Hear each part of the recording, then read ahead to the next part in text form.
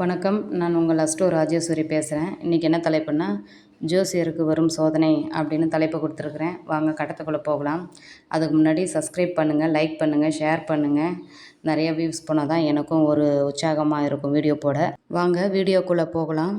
இப்போது கட்டத்தில் எல்லா கிரக நிலைகளையும் கொடுத்துருக்குறேன் பாருங்கள். லக்னம் வந்து கும்ப லக்னம்.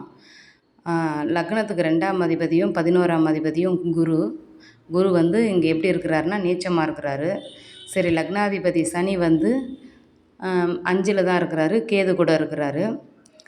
7ஆம் அதிபதி யார் பாருங்கள். 7ஆம் அதிபதி வந்து சூரியன் நீச்சமாக இருக்கிறாரு 9ல், கூட புதன் இருக்கிறாரு.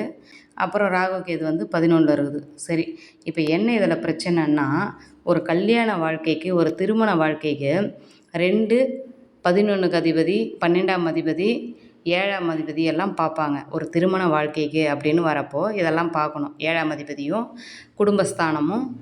இப்போ லக்னாதிபதி சனி நல்லா தான் இருக்குது. அதே மாதிரி 7ஆம் அதிபதியும் 9ல் தான் இருக்குது, நீச்சமாக இருக்குது. 7ஆம் அதிபதி நீச்சம், 2ஆம் அதிபதி நீச்சம். அது எங்கே 12ல் நீச்சமாக இருக்குது. அதனால் படுக்கை சுகம் இருக்கிறதுக்கு கொஞ்சம் வாய்ப்பு கம்மி. 2ஆம் அதிபதி நீச்சமாக, 11ஆம் அதிபதியும் நீச்சம். 2 வாழ்க்கையும் இல்லை, 2வது வாழ்க்கையும் இவங்களுக்கு ஏற்படாது.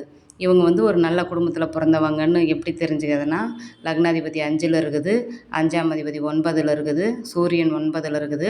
அதனால் ஒரு நல்ல குடும்பத்தில் பிறந்தவங்க அப்படின்னு நம்ம எடுத்துக்கலாம். ஃபுல் வீடியோ ஷார்ட்ஸில் போட முடியாதுங்கிறதுனால ஃபுல் வீடியோ வந்து ஃபஸ்ட்டு கமெண்ட்டில் பின் பண்ணியிருக்கிறோம். நீங்கள் போய் தேடி பாருங்கள்.